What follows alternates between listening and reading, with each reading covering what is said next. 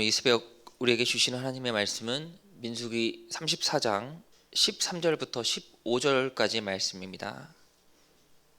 민수기 34장 13절부터 15절까지 말씀 제가 봉독해 드리도록 하겠습니다. 모세가 이스라엘 자손에게 명령하여 이르되 이는 너희가 제비 뽑아 받을 땅이라 여호와께서 이것을 아홉 지파 반쪽에게 주라고 명령하셨나니 이는 루벤 자손의 지파와 각 자손의 지파가 함께 그들의 조상의 가문에 따라 그들의 기업을 받을 것이며 므낫세의 반쪽도 기업을 받았음이니라. 이 두 지파와 그 반지파는 여리고 맞은편 요단 건너편 곧 해 넣는 쪽에서 그들의 기업을 받으리라. 아멘. 할렐루야. 네, 오늘 이 새벽에도 민수기 34장 말씀을 통해 함께 은혜 받는 저와 여러분들 되기를 소망합니다. 오늘도 우리 함께 옆에 분들 보시면서 평화 인사 나누도록 하겠습니다. 주님의 평화를 빕니다. 주님의 평화를 빕니다. 민수기는 우리가 잘 아는 대로 이스라엘 백성들이 시내 산을 떠나 가나안 땅에 들어가기까지 약 40여간의 광야 생활을 다룬 말씀입니다. 오늘 민수기 34장에서는 이제 가나안 땅 앞에 이스라엘 백성들이 어떻게 해야 하는지에 대해서 잘 나와 있습니다. 특별히 오늘 말씀 초반부에 보시면은 경계와 지명의 단어가 특별히 많이 나오게 되는데, 우리가 경계와 이 지명의 단어를 놓고 봤을 때는 우리는 이렇게 생각합니다.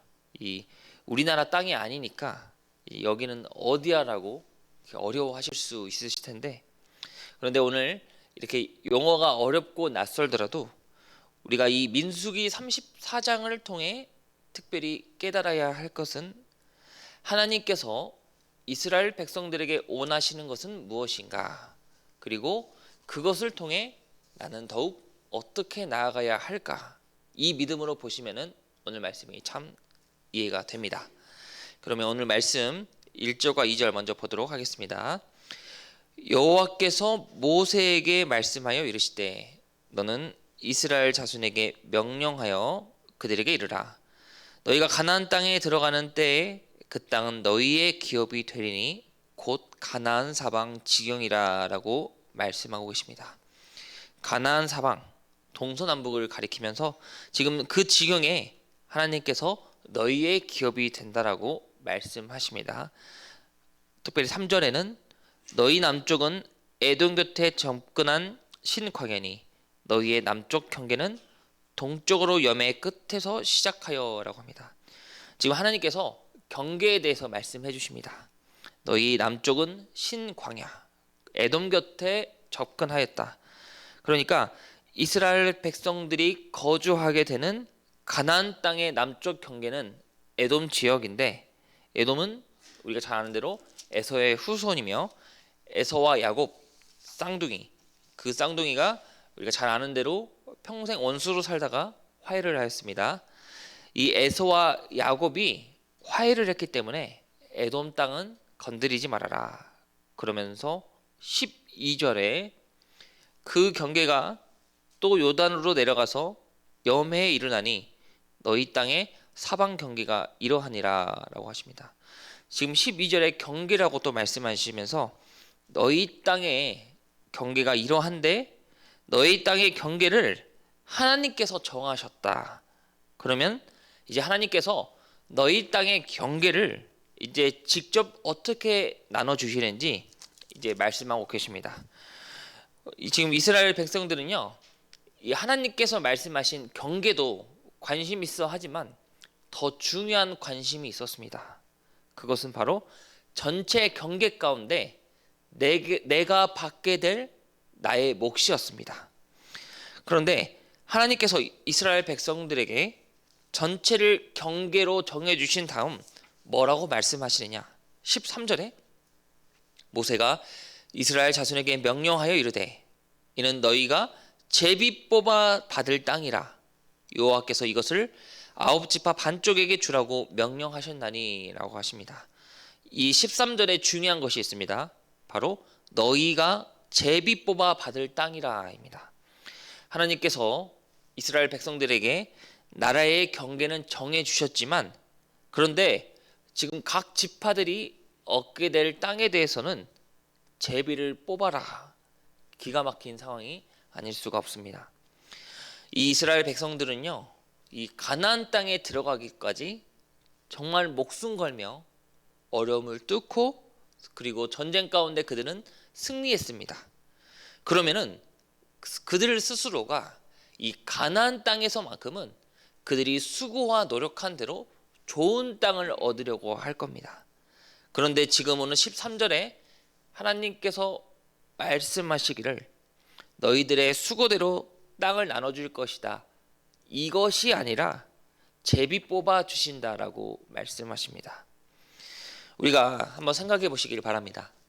제비를 뽑으면요, 내가 잘 뽑으면 문제가 되지 않지만 잘못 뽑았을 때라고 한번 생각해 보시면, 내가 뽑은 그 땅이 험한 땅일지 기름진 땅일지, 아니면은 예를 들어 친한 지파와 같이 붙어 있을 땅인지, 아니면 친하지 않는 지파와 같이 붙어 있을 땅인지 내가 알 수가 없습니다.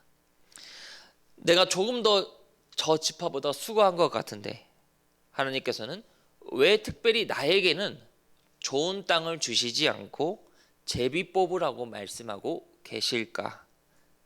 하나님께서 이러한 이유가 분명 있으신데, 바로 이 땅의 모든 것은 다 하나님이 주인이기 때문에 지금 하나님께서는 제비를 뽑으라라고 말씀하십니다.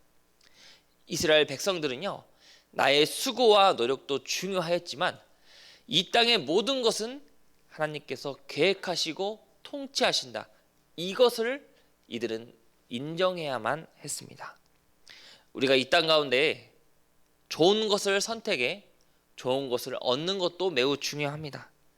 하지만 우리가 관심 있어 하는 그 좋은 땅이 우리에게 영원한 행복을 가져다 주지 않는다는 거예요. 그러면서 오늘 12절과 13절의 말씀은 하나님의 자녀인 우리가 하나님을 믿으면서도 여전히 내 생각과 내 욕심대로 살 것이냐, 아니면 내가 내 욕심을 내려놓고 하나님의 계획 앞에 순종할 것이냐, 이러한 교훈을 우리에게 주고 있습니다. 다음 14절에 이는 루벤 자손의 지파와 각 자손의 지파가 함께 그들의 조상의 가문에 따라 그들의 기업을 받을 것이며 므낫세의 반쪽도 기업을 받았음이니라 라고 하십니다. 이번에는 그들의 조상의 가문에 따라 기업을 받을 것이다. 그러면서 15절에는 이 두 지파와 그 반지파는 여리고 맞은편 요단 건너편 곧 해 돋는 쪽에서 그들의 기업을 받으리라 라고 합니다. 14절과 15절에 중요한 것이 있습니다.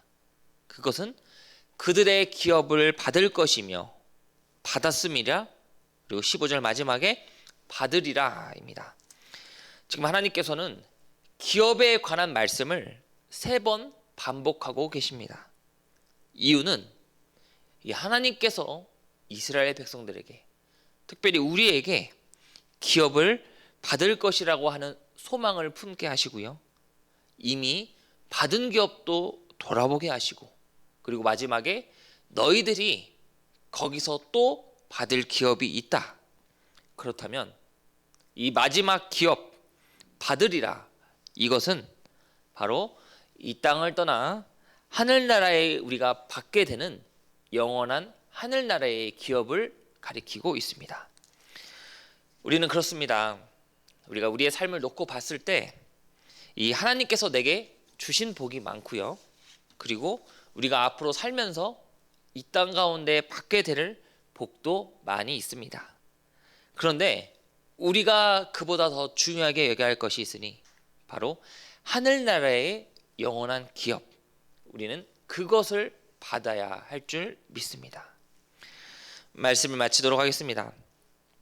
오늘 말씀은요, 우리에게 중요하게 여겨야 할 것은 내 수고와 노력을 통해 우리가 얻는 것도 중요하지만 이 하나님 앞에 내 욕심과 내 계획을 내려놓고 우리가 순종하며 나아갈 때 하나님의 경계를 지키며 불평하지 않을 때에 하나님의 놀라운 기쁨과 축복, 영원한 기업을 받을 수 있게 된다는 사실을 우리에게 일깨워 주고 있습니다. 오늘도 우리는 이 하루를 보내며 나아갈 때 굉장히 부지런하고 열심히 삽니다.